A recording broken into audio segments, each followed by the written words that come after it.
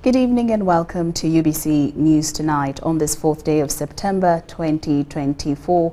Now it is quite cold here at Nile Avenue, but we do sure hope that you're keeping warm this evening. I'm Lauryn Masika Kazimoto. Now we start off with the first headlining story this particular evening. President Yoweri Kaguta Museveni has delivered on his pledge of 36 motorcycles to 12 ghetto structures in the Kampala metropolitan area. The motorcycles were handed over by State House Comptroller Ms. Jane Badeche at a ceremony held at the Gaza Turf Empire Ghetto in Bwaise today. Each SACCO received 3 motorcycles to boost their income. The benefiting groups include Kawempe North Ghetto Cooperative Society Limited, Kasokoso Ghetto Cooperative Society Limited, and the several others across Kampala and its environs. Ms. Badeche conveyed the president's message, urging the youth to work hard, stay disciplined, and use the motorcycles to enhance their SACCO's prosperity. This pledge follows a previous commitment made by the president on the 31st of July 2024 when he also provided 1.2 billion shillings to the 12 SACCOs. Brigadier General Christopher Damulida, the Director of Crime Intelligence, thanked the President for his support, noting significant positive changes in ghetto communities. The event also highlighted efforts to help ghetto youth acquire national identification cards, to open bank accounts and further their economic activities. Leaders expressed gratitude for the support and reaffirmed their commitment to using the resources to uplift their communities.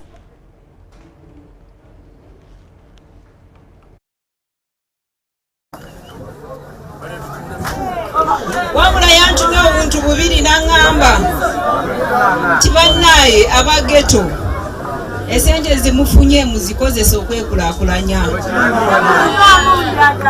kubanga tujja kuba tubalondoola tulaba sente z'otutte ogenze zikozesa ki okikoze si kyekyo kubanga essuubi liri nti bw'anadda after either 1 year or 6 months n'azaala ng'esente zikola ate ziddawo ajja kwongera mu saako zammwe ki sente abajja entebe yabasuubiza nti ajja kusigala ng'ateekamu si kyekyo kati sente muziggyeyo muzikozese mwekulaakulanye mwejje mu bwavu mulage ensi nti muli bantu si kyekyo nti bwemufuna obuweereza mubeerawo namwe mukola tujja kujja twewole mu saako n'olwekyo abakulembeze ba saako bannaaye amaaso gammwe galina okuba nga galaba mulaba muntu ne mubayigiriza abatamanyi kyakukola ne mubabeerako ne mubayigiriza ne mubalaga nti okole kino wavaamu kino bw'okola bw'oti kivaamu si ekyo tembalaga ebikolwa ebyomenyi by'amateeka byewalire ddala omwenge enjaga obwamalaaya ambolingi tukole ki byewale mumpulira omwenge gwonoona emibiri gyaffe mumpulira enjaga eyonoona okutegeera kwaffe obwamalaaya buvaamu obulwadde gambolingi atunafuya obwongo netuleka okwekolera netusuubira nti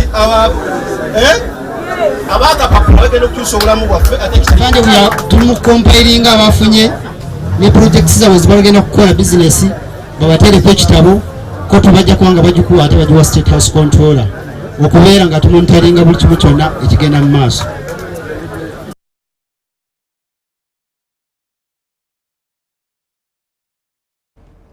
Uganda's coffee industry is set to attain world-class status in brand, name and quality following a groundbreaking agreement with China Communications Construction Company CCCC. In a major step towards elevating Uganda's coffee on the global stage, 3 Ugandan companies, Platinum Commodities, Nkumbi Tedimba and New Cafe, Each signed a memorandum of understanding with the renowned Chinese firm CCCC.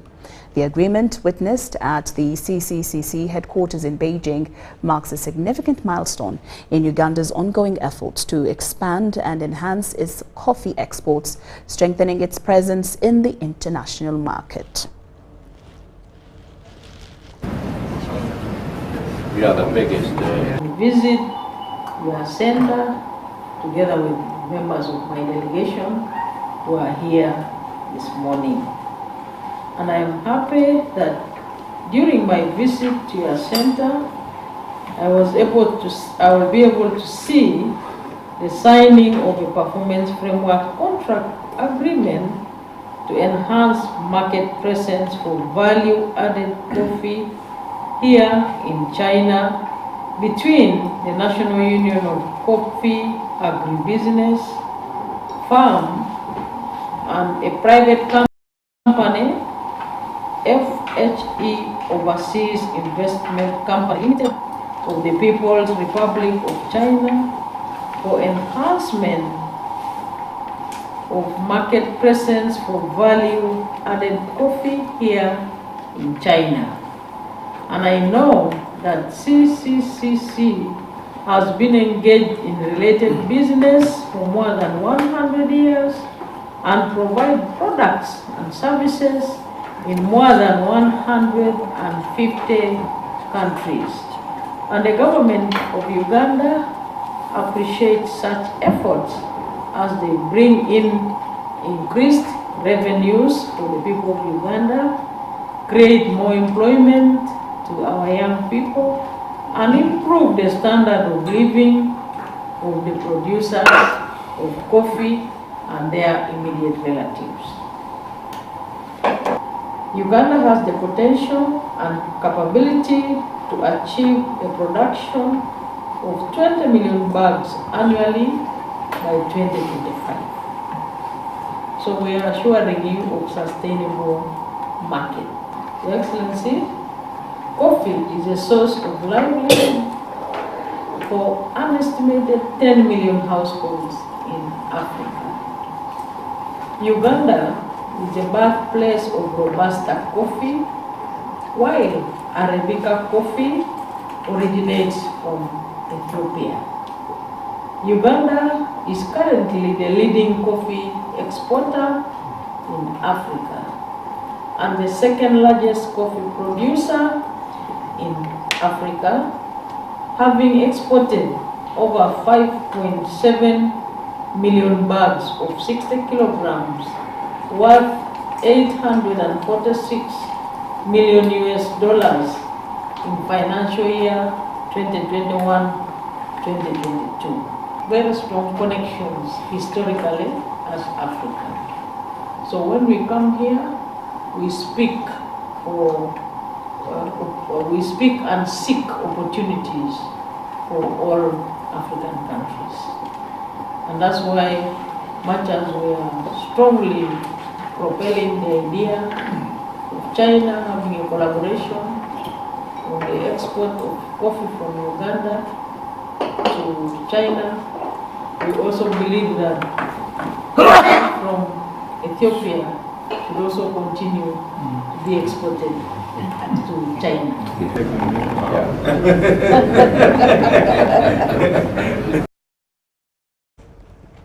President Yoweri Kaguta Museveni addressed a key meeting at State House in Entebbe, advocating for the strengthening of the public service standing orders, with an emphasis on enhancing the efficiency and effectiveness of public service delivery. The President underscored the necessity of rationalization as a fundamental strategy for optimal resource allocation within government structures. The President's remarks come as a critical response to ongoing discussions about improving public sector performance. In the meeting with the Parliamentary Sectoral Committees on Finance, Planning and Economic Development, National Economy and Agriculture, the President proposed the adoption of the RAPEX concept, coupled with a proposed transitional implementation period of 3 years for the Uganda Coffee Development Authority. President Museveni also highlighted that focusing on a singular entity with a clear mandate would eliminate redundancy and inefficiencies caused by multiple stakeholders in the system. Other government officials who attended the meeting included the Prime Minister, Right Honourable Robina Nabanja, the Attorney General, Honourable Chiriowa Chiwanuka, and various government ministry coordinators who expressed their support to the President's proposal, recognizing its potential to streamline functions within government. Where there was some coffee being produced. And then around 1958, they started introducing some tea in Kyamhunga. Otherwise, that huge area, we had no cash crops. No cash crop at all. I am here. I'm not coming from anywhere. I am here. No cash crop. We had bananas, we had cows, but no cash crop for the majority of the area. And there was a census in 1959, so I don't know what they captured. You can tell me what they captured if they could show. So therefore, this small island of the three C's and the three T's were a small island in the midst of money economy, surrounded by a sea of backwardness, of not poverty, but lack of money outside the money economy. So therefore, our strategy was first to recover. We were cautious about all this because we knew them like our hands here. And as a student movement, we had been studying everything. There's nothing we didn't know. So when we talked of the minimum recovery, we knew exactly what we were talking about. Bring back aspects of the small island. Number one. Number two, expand them. Expand them.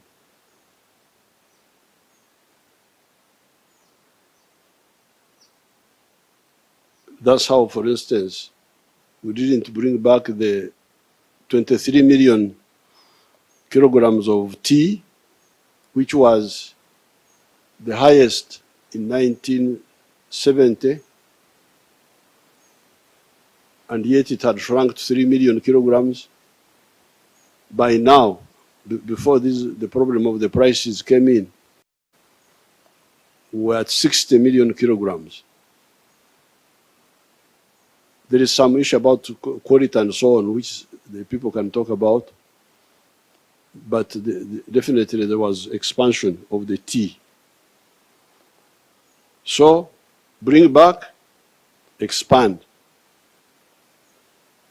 But number three, diversify. Diversify. Committee in Parliament, approval as leaders in Parliament as a SEC.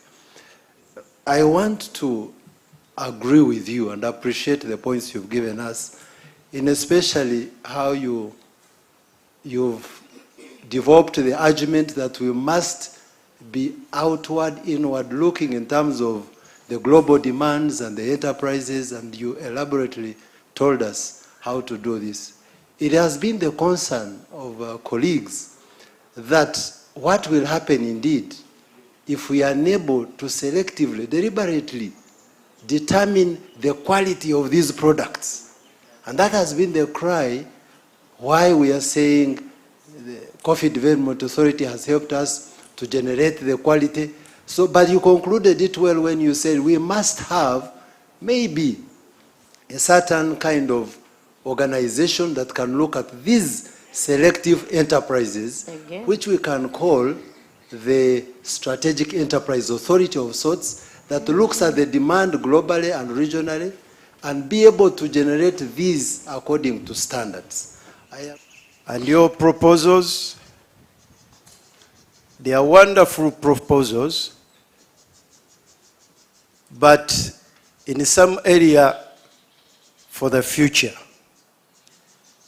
This ministry called MAIF has no capacity to handle the coffee industry.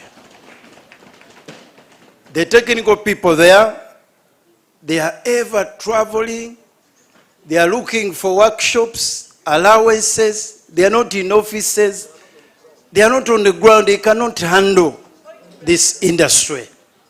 They cannot handle the industry. Your Excellency, the coffee industry is a business industry.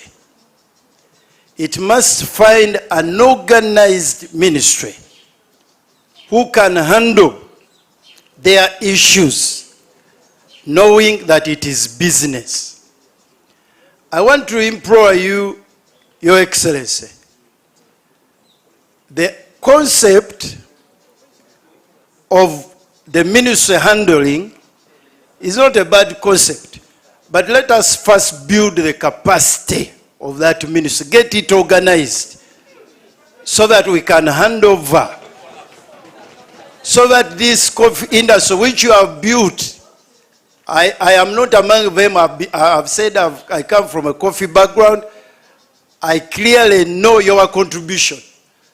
But should we hand it over to MAIF in that state, the industry is going to collapse. UBC News Tonight. Now Uganda to host a conference on sustainable development goals slated for next year in April. During the launch of the preparations for the activities, the Prime Minister, Robin Anabanja, says the conference is a great opportunity to review the performance of the sustainable development goals and a great opportunity to better life for Uganda. Now present at the launch, the office of the Prime Minister was the UN resident coordinator, ministers and officials from the SDG Secretariat. Next year to start doing Uganda hosting the 11th African Regional Forum on Sustainable Development provides an opportunity for us to renew our commitment to sustainable development as a region. In this forum, we expect high-level delegations, like you have already been told, of over 2,500 delegates, including heads of states and governments, ministers, high-profile UN delegates, experts from government and intergovernmental organizations, development corporations, officials from government ministries, departments and agencies, local governments, civil society organizations, the younger people who are represented here, among others. It is therefore our hope, the office of the Prime Minister, that's what I mean, and the hope of His Excellency the President, that the 11th Forum will be a transformative forum for both this country and the world region.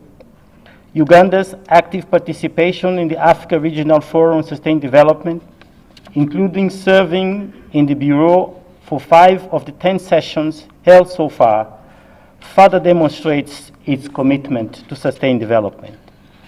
The African Regional Forum for Sustained Development, mandated by the United Nations General Assembly, serves as a multi-stakeholder platform to review progress and advance actions towards the SDGs and, in our case, Agenda 2063.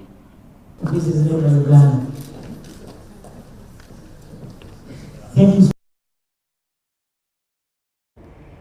Retired Katikiro Mulwanya Muli Semugerere has condemned the actions of security forces that allegedly led to Robert Kyagulanyi, also known as Bobi Wine, sustaining an injury to his leg during a visit to Bulindo Chira municipality.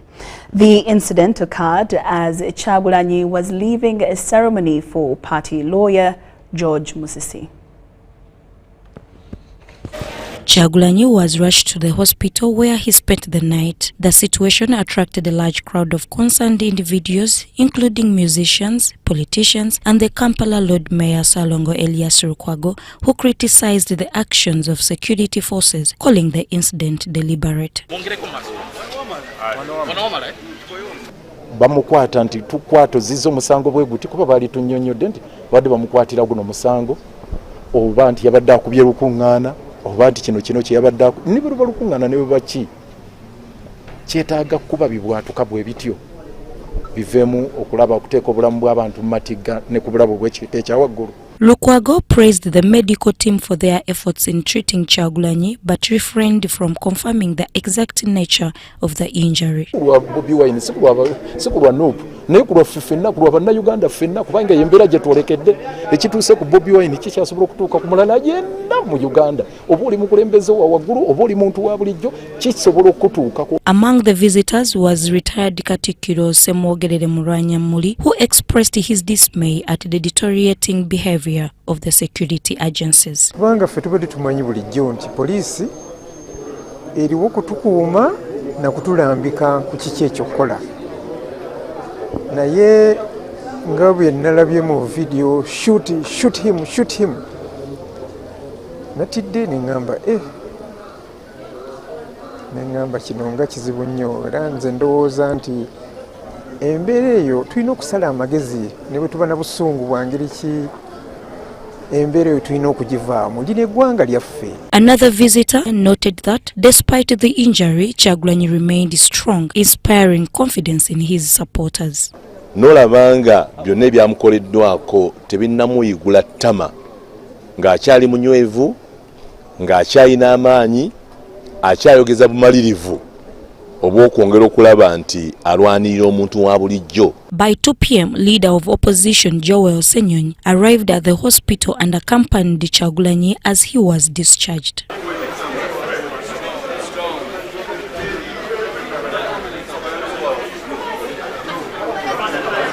Kyagulanyi, who was in a wheelchair, was then transported to his home in Magere, where he will continue his treatment.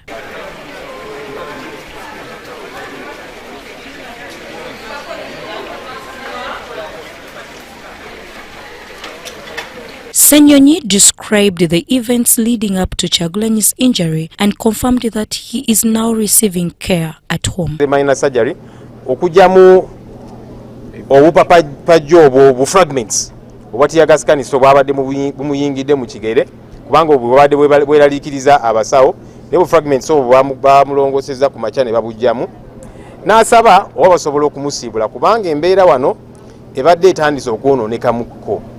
Okubira ddala ekiro wabadde wajjawo wano ba state operatives nga bali mu ngoye ezaaleeya. I am Maria Dana Namiro and Jamil Sekaja for UBC News.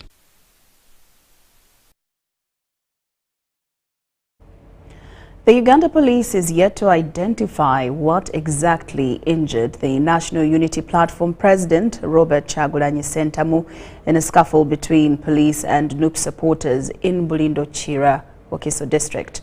The police spokesperson, Rusoke Chituma, says the altercation between police and NUP supporters injured 3 police officers and 2 police vehicles were wrecked.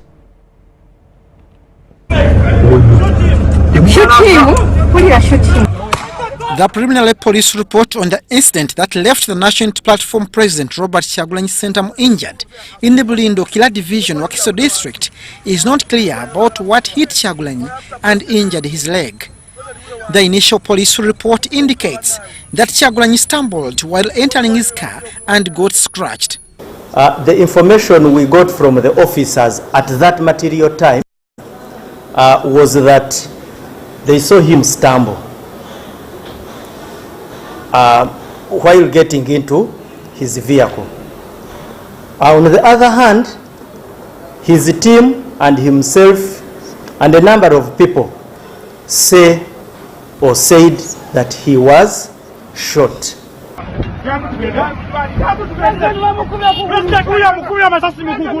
However, Nupu Part officials insist that police targeted their leader with a tear gas canister, an accusation police denies and commits to investigate. We cannot jump into any conclusion. We can only conclude on the basis of a professional finding. That is the most fundamental issue. We don't want to get into the arguments of injury by bullet, by this, by a stumble. We want an opportunity for an investigation to prove it. The police have justified the force used to disperse NUP supporters. Now, whenever there is a breakdown in communication, whenever there are tendencies of belligerence, violence, certainly the outcomes are not good. Now what happens is that whatever you are seeing that has brought us today becomes a secondary effect. Rusoke Kituma, the police spokesperson, has revealed that during the scuffle, 3 police officers were seriously injured and 2 police vehicles' windscreens smashed. In the course of stone throwing, 3 police officers were also injured. Something I've verified with the regional police commander. We also had a windscreen, actually a windscreen of a police car. If I'm not mistaken, actually there might have been 2 cars that were damaged. Now all that could have been avoided. Police accuse NUP leaders for unwarranted provocation, especially by staging unlawful procession, disturbing traffic flow, and stoning and attacking police officers on duty. We condemn actions of political actors that entail the disruption of traffic, stoning of police officers, and other acts of hooliganism. That one we shall remain condemning them. The force has expressed open door for more engagements with the different political players, especially NUP, for harmonization and security for all. Abdunasir Lubwama and Rogers Komagum for UBC. The Inspector General of Police, AIGP Abbas Byakagaba, has urged police officers to ensure professionalism, integrity and protection of human rights in line with execution of their duty. Byakagaba communicated this at the opening of a 2-day annual general meeting of Criminal Investigation Directorate and Director of Public Prosecutions Officer held at CID headquarters in Chibuli, with an agenda of coordination between the 2 entities.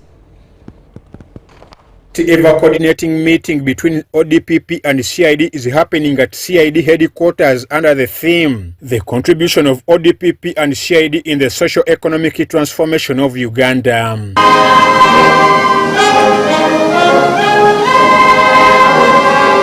The 2-day event was Wednesday morning, officially opened and graced by the Inspector General of Police, Abbas Byakagaba, tasking police officers to express professionalism in line of duty. Also wish to remind the participants to ensure professionalism, integrity, and protection of human rights during the performance of your duties. It's now my pleasure to declare this meeting officially opened and wish you fruitful discussions for God and my country. Byakagaba further asked the officers to tackle the best ways of handling corruption cases to ensure a corrupt-free country. You will discuss more on the fight against corruption. The general public has been frustrated that we go for small fish. But of recent, we see this trend changing, and we shall support your efforts. The head director of public prosecutions, Lady Justice Jane Francis Abodo, is optimistic of the outcomes of the engagement, urging the attendees to use the acquired experience. The meeting is an opportunity to discuss the current and future role of ODPP and CID in countering socioeconomic challenges by equipping investigators and prosecutors with knowledge and skills in the investigation and prosecution of criminal cases, while of course sharing best practices. In attendance was the Director CID Tom Magambo, who vowed to collaborate with the Office of the Public Prosecution to fight crime. I realize we have quite a number of discussions. Some will range from corruption to terrorism to how we can fight criminality in general. And the basic reason for us to meet here today is to see how best we can realign our work to supporting the ongoing socio-economic transformation of our people. The panelists who attended the meeting cited pertinent issues that hinder the execution of their duties in line with the curbing crime. Again, in the recent, we've seen where you're investigating, especially the high-profile cases, and then the suspects are alleging issues of human rights and what have you. We are saying that for us to ensure that we're effectively investigating but also prosecuting TOCs, we need to put in place robust laws that are really accommodative to our nature of investigations. The biggest challenge is how we manage these items, right from down there all the way to the court. It is something that we are looking through, but I think it is something that we need to consider in light of the 48-hour rule, that some of these exhibits may not move as quickly as we want them to move in order for us to be able to do this. The two-day meeting ends tomorrow, and the Fountain of Honor is expected to preside over. Amwaeva Njuko and Deborah Namamonde for UBC. The Ministry of Information, Communication and National Guidance has updated Parliament on the status of both the National Backbone Infrastructure in Local Government and Uganda Communications Universal Service and Access Fund. The Minister of State for ICT and National Guidance, Godfrey Kabyanga, and line agencies committed to improving service delivery despite the challenges of inadequate funding. In the meeting with the Parliamentary Committee on ICT and National Guidance, Maurice Mugisha, the Deputy MD of UBC, also notified the MPs about the temporary disconnection of some upcountry television services due to the debt to pay the satellite fees. The Deputy Chairperson of the Parliamentary Committee on Information, Communication, Technology and National Guidance, Idi Isabirie, chaired the meeting engaging the Minister of ICT and National Guidance, featuring the line agencies. In this meeting, the MPs sought to understand the current status and performance of the National Backbone Infrastructure in Local Government and Uganda Communications Universal Service and Access Fund. As we struggle to make a country and the whole world a global village, there are areas that are disadvantaged, that even making a call, someone has to climb a tree. The officials of UCC informed the MPs of how the increase in the number of schools, including the seed schools, created more gaps in the need to increase ICT services. In the last financial year, UCC informs that about 2,500 people benefited from the digital literacy training and 1,500 youths are being targeted in this financial year. We discovered over time that we needed to categorize these trainings because these different clusters of people had different challenges, and you need to adapt, the trainings to the different challenges if they are to be impactful. The Minister of State for ICT and National Guidance, Godfrey Kabyanga, told the MPs how some schools where the internet services were extended to had no power. I think that is really a wastage, because there are schools that have never used these computers, even the fact that you have given them. So the understanding was that, once this seed is put into the schools, then the schools and the ministry can put into place measures to continue with ICT in the schools. NITA Uganda, Posta Uganda and Uganda Telecommunications Company Limited also presented their stand. And our estimation is that for us to efficiently and effectively provide IT services to the ministries, departments and agencies, we require 64 billion, but we are only allocated 15 billion. So there's a very big gap, there's a shortfall in the allocation of.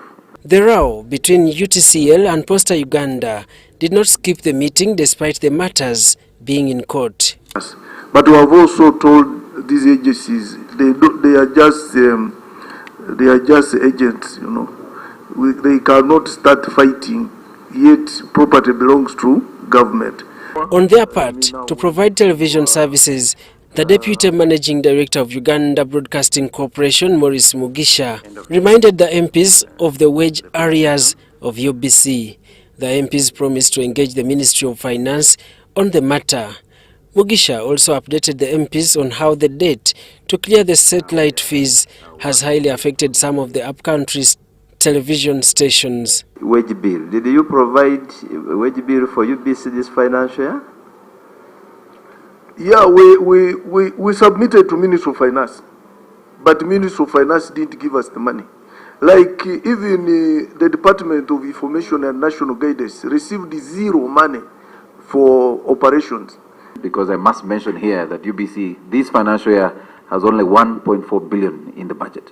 So again, I want to raise this as a matter before you, because of our arrears of almost $1 million to the service provider, who is Intelsat, and that is also being handled by the ministry because these arrears were captured under the Ministry of Finance as a debt that should have been cleared by last financial year to the service provider.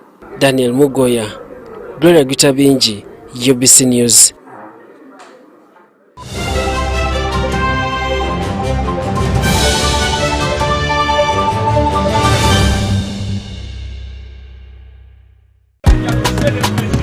You used to tell me that I don't make you happy. All that time you would be complaining. I'll call you every day, yeah yo, baby don't go. You can now get all the Chibuzi out with MTN voice bundles. Call all networks Kubei Dondoro.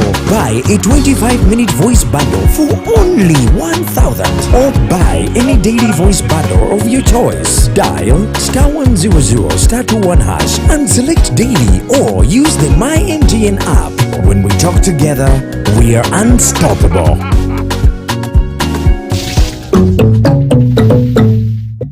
Once upon a time, there lived identical twins who gave birth to beautiful princes and princesses. Their mothers gave their babies' bodies a lot of care by applying on their skin with Baby Junior jelly.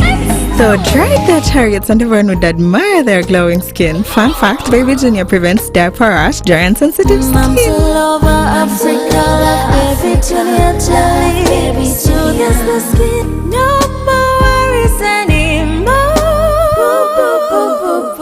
Baby Junior.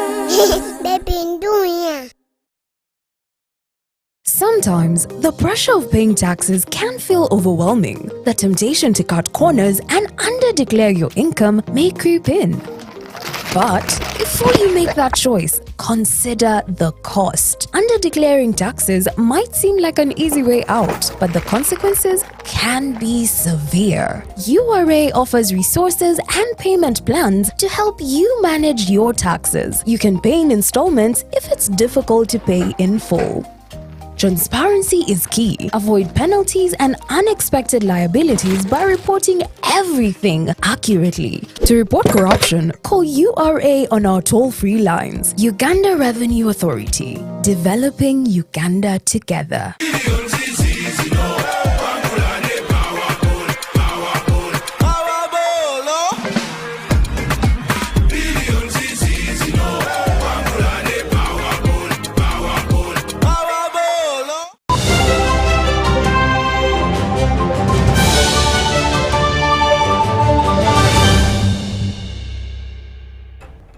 Welcome back from that break, and we're glad that you're still with us here on UBC News Tonight. Now, in more news this evening, State Minister for Agriculture and More Industry and Fisheries, together with officials from the ministry, have guided farmers following the September-December 2024 rainfall outlook issued by the Uganda National Meteorological Authority. They guided farmers with the prepared soils to start sowing now, as they consider value addition too.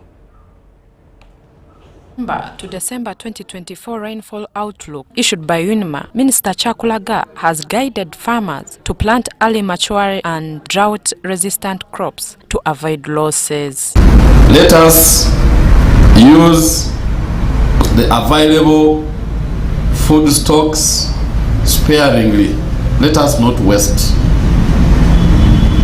Let us not waste, most especially given that our seasons are becoming more and more unpredictable. You are advised to start sowing now in the already prepared seed beds. And these rains mark the beginning of the second season. And just as we heard from the outlook released yesterday, this is the beginning of the second season. Dr. Mutagwanya Robert from the Directorate of Animal Farming has highlighted challenges that are likely to face the animal farmers in this rainy season. The incidence of diseases is going to increase, especially tick-borne diseases in the animals. And here we say that where you have been spraying against ticks once a week, you should start spraying twice a week. The fish farmers are encouraged to seek advice on pond site selection and carefully regulate inlet and outlet of water in the fish pond. For those who are interested in fishing activities, we advise that you should already be in the activities which you should have joined in January. For those who are intending to join now, we don't advise that you join now, because when you join now, you pay the license which is lasting from January to December. If you join now, you still have to pay the full license fee, and that full license fee will only serve you for 4 months. From September to December 2024, rains are expected to be intensifying as per UNIMA rainfall outlook. Winnie Ainembabas Katwire for UBC. The National Agricultural Research Laboratories has developed a new biological control method to combat the devastating papaya mealybug. The intervention of specialized parasitoids marks a significant step forward in managing this pest, which has plagued papaya gardens across the country. The papaya mealybug, scientifically known as Paracoccus magnatus, is an invasive pest that feeds on the sap of plants, particularly papaya trees. When papaya mealybugs infest a plant, they pierce the plant tissue and suck out the sap, which leads to yellowing of leaves, stunted growth, or even death of a plant. This causes severe commercial effects to the farmer, up to 80%. When it gets on the plant, it begins now it has mouse parts called the stylus, the mouse parts. It begins actually attacking the plant parts and sucking sap. And we know all plants, for them to perform very well, they need that sap. So the sap that should have facilitated the growth and production of the plant, the sap is being sucked. The National Agricultural Research Laboratories is now working on biological sustainable ways to combat this pest. One of the most successful measures being the introduction of a tiny parasitic wasp into the infected garden, which declines the population of the mealybug. When you spray, the chemicals will not reach it because of the waxy coating on it. So we worked with our partners at Kabi International, who are experts in rearing these biological control agents, and we imported this parasite called Acelophagus papayae. It is an insect which goes and puts its eggs in the young stage of a papaya mealybug. Then when it puts its egg, the egg of the parasite hatches in there. It feeds on the young instar, and then it kills it. When it kills the mealybug, then the parasite come out. So this is an innovation or a biological control agent we are releasing. This technology is now being passed on to extension farmers from districts of Nakaseke, Nakasongola, Hoima, Kamuli, Masaka and Kayunga. These are being skilled in ways of growing and application of the parasitoids. So after we've put this Irish potato, this is now the substrate where the mealy bag is going to grow. Remember, we need a mealy bag before we produce the parasitoid. So the mealy bag, we are going to allow this, in the vacuum there, we allow them to sprout. After they've sprouted, those sprouts over there, they what we use to inoculate the mealy bags. This method is not only environmentally friendly, but also cost-effective, as it reduces the need for chemical pesticides that can have harmful effects on both the environment and human health. Mary Namkose, Irene Faith Nantongo, UBC News. The government, through the Uganda Coffee Development Authority, UCDA, is currently training farmers on improved methods of coffee and cocoa cultivation. This initiative aims to achieve the ambitious target of exporting 20 million bags of coffee by 2030. A total of 134 selected farmers are being trained at the National Coffee Resources Research Institute in Mukono. The training program, funded by the European Union, is estimated to cost 10 billion shillings. To boost coffee and cocoa exports, the government, in partnership with the European Union, is focusing on training farmers to enhance their farming techniques. This is part of the broader goal of exporting 20 million bags of coffee by 2030. Dr. Gerard Chalo, the Director of Development Services at UCDA, represented Dr. Emmanuel Iyamulemye, the Managing Director of UCDA, at the event. He emphasized that for Uganda to reach its export target, prioritizing quality harvests is crucial. This is very good. This is significant. It is also projected to add 1,400 metric tons of coffee. This is roughly around 24,000 60 kilogram bags. Dr. Iyamulemye assured farmers of the authority's continued support and urged them to pay close attention to the quality of seedlings to ensure a bountiful harvest. That the demand is very high. As of maybe last week, they were looking for materials in Greater Masaka and they were not able to get. Ask the coffee extension officer in the district. He will at least know who still has planting material.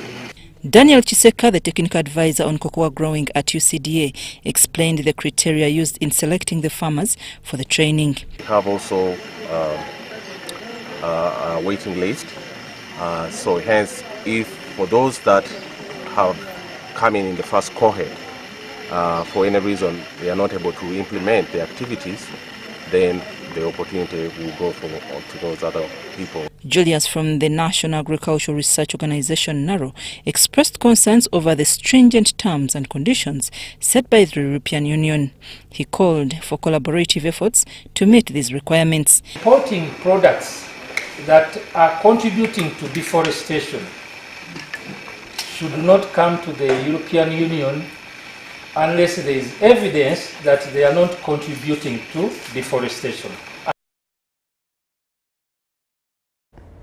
The Ugandan judiciary has officially launched the operations of Kasese High Court Circuit. Officiating at the launch, the principal judge, Justice Flavian Zeija, said the new High Court Circuit will help to minimize the hardships that the residents were going through while seeking judicial services from Fort Portal Tourism City. The Kasese High Court is among the first 4 new circuits, including Bushenyi, Chiboga and Kitgum, out of the 18 across the country. Chief Magistrates Court at Rukochi from Fort Portal to start conducting court sessions in April this year. Now operations for the Kasese High Court Circuit have been launched. Whenever they would go for High Court services in Fort Portal, some of them would fail, tries even money for transport, upkeep in Fort Portal, and at the end of the day they would give up and they lose the cases as a result of not attending courts. Honorable Pamela Uchai, while representing the Registrar of the High Court, urged members of the community to always visit court for quality justice, integrate transparent accountability and independence. Integrity, accountability, transparency, independence, impartiality, and equality are ideals held dear to us. We endeavor to ensure that you experience these ideals when you visit the courts. The senior resident judge for Fort Portal High Court, Honorable Justice Amy Vincent Mugabo, said that after getting petitions from the Kasese district chairperson demanding for services of the High Court in the district, he was able to convince the principal judge to extend services nearer to the people in Kasese.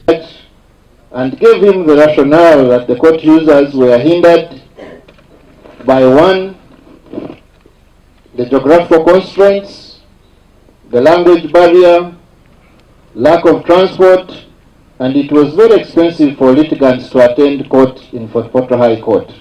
Kasese High Court Judge Honorable Justice David Samson Makumbi explained that since he started handling cases in the new circuit, he has been able to complete 2 criminal cases. Completion and one is still ongoing. Indeed, a reflection of the situation on the ground, as noted by my colleague, that there is quite a lot of work to be done in the criminal justice. Officiating at the launch, the principal judge, Honorable Justice Dr. Flavian Zager, appealed to the judicial officers to serve the population with distinction and ensure zero tolerance to corruption. Cultural institution, and within that institution you can easily use it for purposes of mediating people who have disputes. Instead of coming to court here wasting time. Kasese High Court Circuit started its operations from the premises of Fort Portal High Court in September 2023. Mario Nawori and Moses Mutabali for UBC. The State Minister for Finance in charge of microfinance, Haji Haruna Kasolo, has urged leaders across the country to take advantage of government interventions to create wealth for themselves and their communities. Kasolo made this call while addressing leaders undergoing a 2-week leadership transformation training at the National Leadership Training Institute in Chankwanzi. Leaders from 10 districts are participating in the training at the National Leadership Institute, Chankwanzi, as well as the School of Leadership and Pan-African Center of Excellency in Kawiweta, Nakaseke District.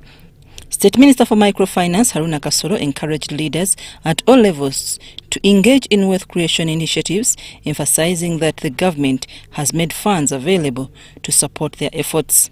He noted that leadership should not be limited to political roles, but should encompass all aspects of life. To some extent, these interventions have not really worked. Why? Because people thought that it is the government that has a duty to create for them wealth. It is your duty. Go. Major General Lauryn Masika, another key speaker at the event, stressed that leadership involves identifying and solving problems that affect the people. And ideology is passed on. It's not just by guesswork. To treat problems, not to bring. Some of you are experts of bringing what?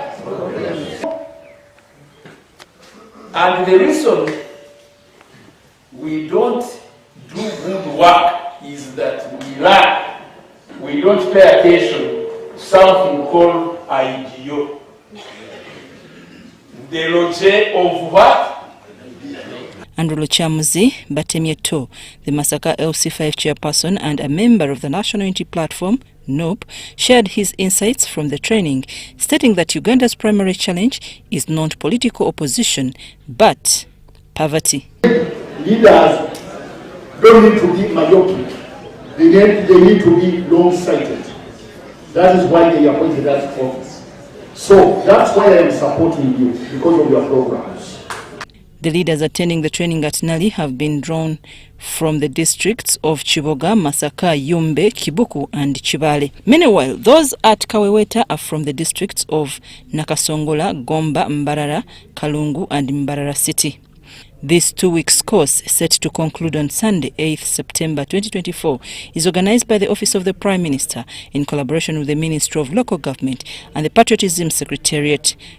President Lauryn Masika Kazimoto is expected to preside over the closing ceremony at Nali, where all trainees will converge.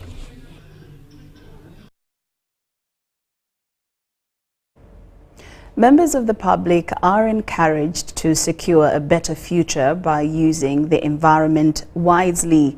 The Executive Director of the Uganda National Roads Authority, Lauryn Kazimoto, emphasized the importance of restoring vegetation cover following the recent environmental damage. She was delivering a keynote address at the 29th Annual Accountants Seminar hosted by the Institute of Certified Public Accountants in Uganda at the Imperial Resort Hotel in Entebbe. Building on what the IFRS Foundation has done and Africa has led on regarding accounting standards, to write in this language to capture sustainability related. The Executive Director of the Uganda National Roads Authority, Lauryn Kazimoto, has asked accountants and other community members to uphold environmental standards by ensuring sustainability and fostering trust within their sectors. Lauryn Kazimoto highlighted that environmental abuse, such as climate change, adversely affects communities, ecosystems and overall sustainability standards. She commended accountants for prioritizing environmental issues in their development efforts and pledged support for these initiatives. Sustainability calls for a health coexistence of the business or development entities with the environment and society within which entities operate. Business sustainable practices may be summed up into 3 components: environmental stewardship,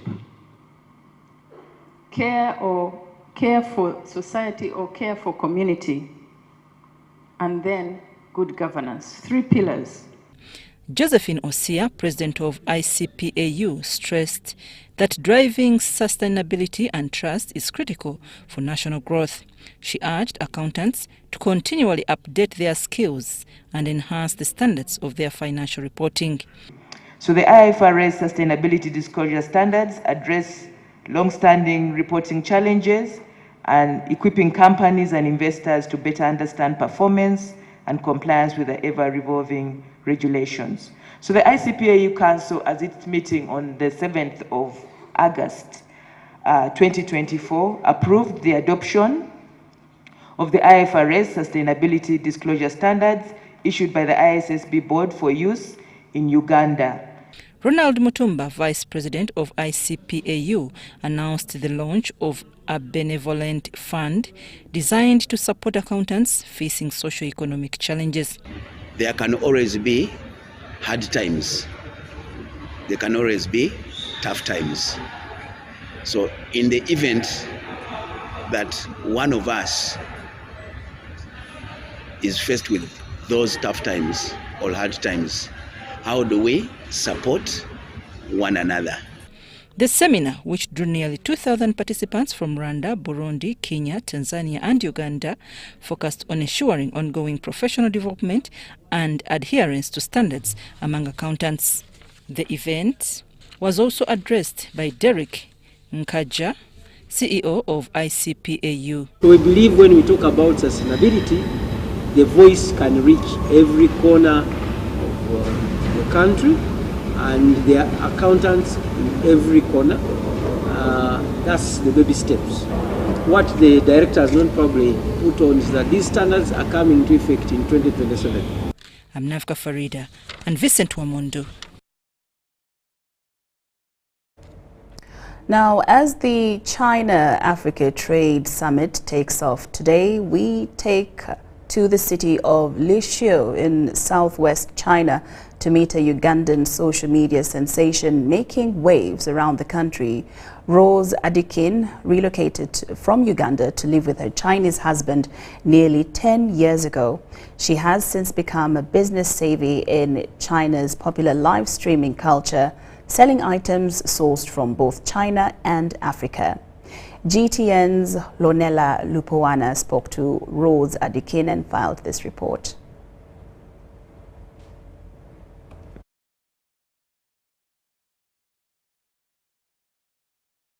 Nestled in Lishay's beautiful landscape is a village Rose Adikin has called home for nearly 10 years.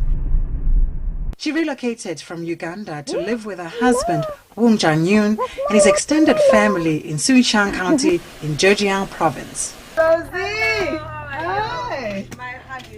So Rose, I'm so excited to be with you in your kitchen where the magic happens. Tell me more about today's recipe. What are you teaching me today? Most welcome. Thank you. Today we are planning to do the pumpkin and the pumpkin. The pumpkin we're gonna make it bread and a cake. Yes. We cook it first, then after cooking we're gonna mash it. Then after mash it we're gonna put some sugar because we like it the sweet one. Yes. We put sugar. After sugar, then some part we leave for the pumpkin, the bread, some part we do for the cake. It took her a little over than a year to learn Mandarin. Soon after, she mastered her skills with the local cuisine, becoming an instant social media sensation with a huge following on Facebook and TikTok. Yes. How were you feeling when you were leaving Uganda? I mean, that's your home. It must have been very nerve-wracking for you. At that time I'm living, I feel so happy to moving in a different country. Yes. And after that, I just came here. I didn't know that the life is like that. No, sometimes I feel happy, but I have two hearts. One is happy, one is like how we'll be there. We spent the day with Rose and her family as she shared her journey with CGTN. It wasn't long before Rose turned to live streaming, selling various items to make a living for her growing family. She sources her goods from both China and Africa. You're a fast learner. Are you sure? Because you cook local cuisine, Chinese cuisine, you speak the local dialect so fluently, and I think that's helped you with your business as well. Tell me more about what you do with your business. Yeah, what I do with my business, that time I was just at home, a woman taking care of the kids, no one can help me. Then later I have my friend told me, hey, Rose, you can do this thing. Then I said, are you sure? I said, yes, you can try it. Then we just shoot one video the time I take my son to buy the clothes. Okay. Yeah, after buy the clothes, we came back, then we post a video, we sold that so many farmers on social media. Yes. Then they like it, then we said, hey, you can continue to do it. Yeah. Then we've been slowly up to now. And you know, if you want to do something, you need to be hard, you need to be strong. After spending the day in Rose's home, watching her interact with her family and neighbors, it is clear that she has embraced the Chinese culture and has found a warm home, a welcoming home in Lisha. Earlier this year, she and her husband built a new home for their growing family and hope to relocate Rose's mother from Uganda to China. So hardworking. I know, I'm the perfect assistant, aren't I? Oh, Rose, it's been an absolute pleasure spending time with you in your home, with your family, cooking and learning about the Chinese culture through your story. Being your assistant in the kitchen has been wonderful. From the CGTN family, we want to thank you. We want to say to you, xie xie. Xie xie. We are also so happy to welcome you at our house and to eat what we are doing. Thank you so much. You're most welcome. Thank you, Rose. Xie xie.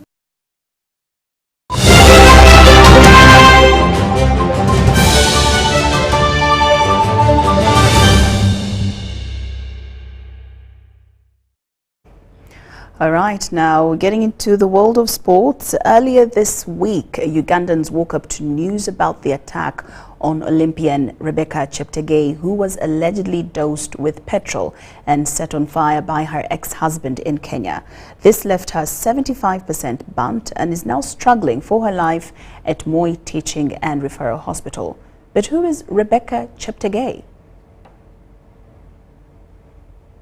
Rebecca Cheptegei was part of Uganda's team at the Olympics and returned to the country on the 14th of August. During the Olympics, the 33-year-old finished the marathon in a respectable 44th in a season-best 2 hours, 32 minutes and 14 microseconds in a field of 91 world-class ladies. By nature, Rebecca is a quiet woman with a professional touch, especially at her Uganda People's Defence Forces Athletics Club and the national team. She's a very hardworking, humble and disciplined lady in athletics. She became pronounced in her running career in 2010 with a 15th place finish at the Under-20 race at the World Cross Country Championships in Poland. She is a multi-talented runner who in her first year won races around the world in the 800 meters, 1,500 meters and the 10,000 meters. In 2011, she globe-trotted and registered success in countries like Spain, Brazil and Portugal, and a few years later became the first Ugandan to win the cross-country circuit of Granulars in Spain. She has also won events in the 10 kilometers, onto which she added a third-place finish at the 2014 Africa Cross Country Championship. Rebecca prides in several achievements, but being the inaugural winner of the 2021 World Mountain and Trail Running Championship in Thailand cemented her status.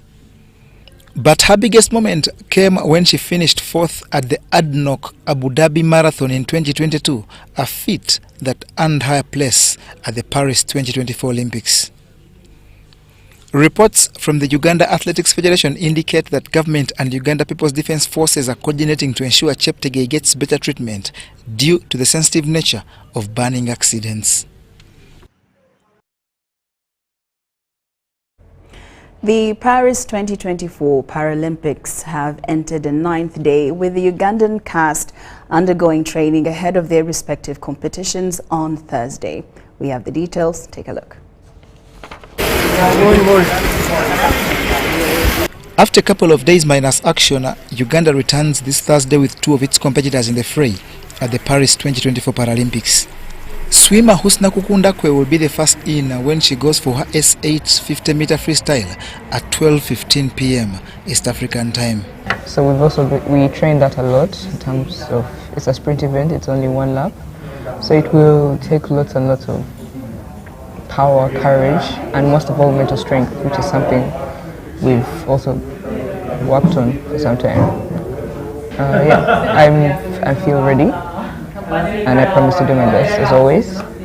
It's not my main event, but I hope it can become my main event. This is Husna's second event at the Games following her SB8 100-meter breaststroke, in which she finished 7th last Saturday. The progression has been very good compared to the 100 meters breaststroke, and we hope for the best. Our strength is the start. I would like to train the start, or rather the strength of the athletes. And looking at the athletes is going to swim within that class, our strength we should focus on building that start off the blocks and to the breakout to ensure that at least we have an edge when the race starts. And if we can hang on that, we can really have a good result. The other Ugandan in action on Thursday is runner Piso Roma in the T13 400-meter hits that are scheduled for 9:30 p.m. East African time. Uganda sent 4 athletes to the Games with David Emong already out of the T46 1,500 meters, while paralifter Genesis Mbazira will be in action on Saturday in the category 88 kilogram final. The Games that end on Sunday are bossed by China, followed by USA, Great Britain and Brazil.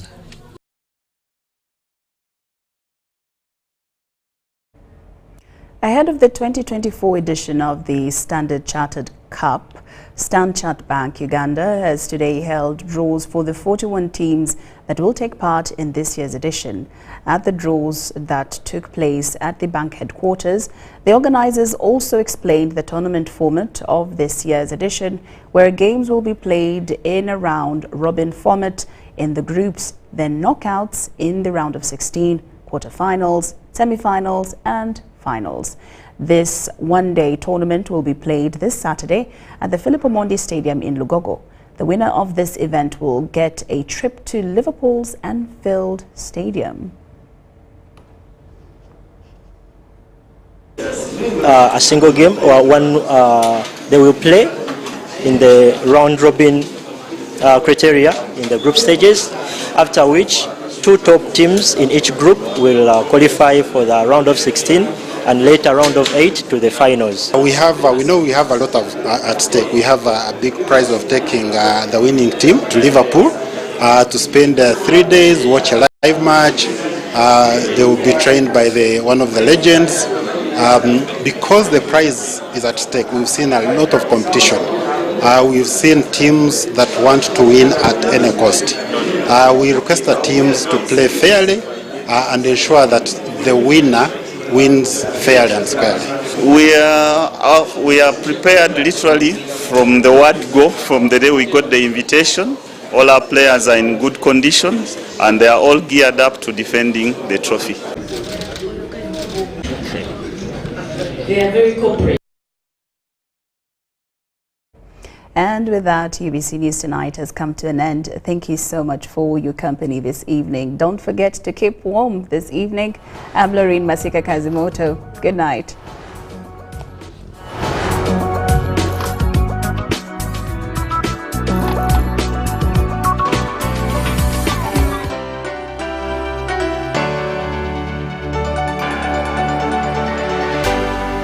UBC, inspiring Uganda. Oh my God, Muta! When did you go? Where are you? Sagawa? I am far and well off. For 2 years now, I'm in Dubai making serious money. Muta, some